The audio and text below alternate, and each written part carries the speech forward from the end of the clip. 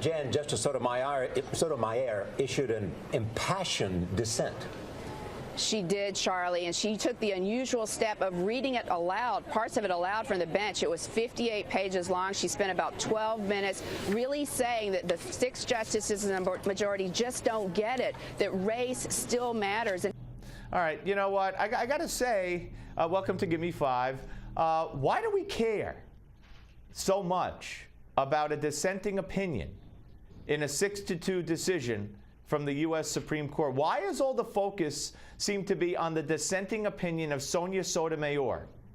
And this is a CBS News report. You just saw Charlie Rose on the morning show, you know, the whole deal. And this is typical of what the media has been running with. Shouldn't we be more focused on the majority opinion? And there were a couple of opinions written for the majority.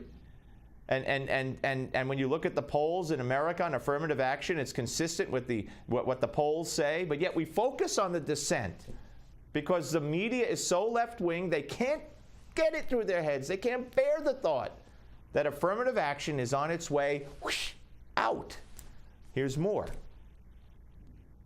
It felt almost personal at times. Remember, she grew up in the Bronx. She's talked about how she benefited personally from affirmative action when she went on to the top echelons in the Ivy League schools and law school. And so yesterday, she talked about the experiences young people face, racial indignities and discrimination, and how race still matters. And what the court did yesterday was put unique burdens on minorities.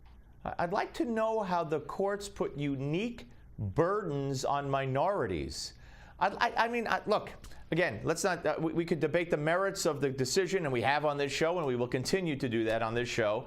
But again, why do we care about Sonia Sotomayor's opinion so much when it was one of 2 out of 8? 2 out of 8. It wasn't even 5-4. If it was 5-4, I could see it to an extent. But this is getting more coverage than when the New York Times did one of their stories, they led with the dissenting opinion. I mean, that's something's cockeyed in Mudville here or wherever we are. Mediaville is more appropriate.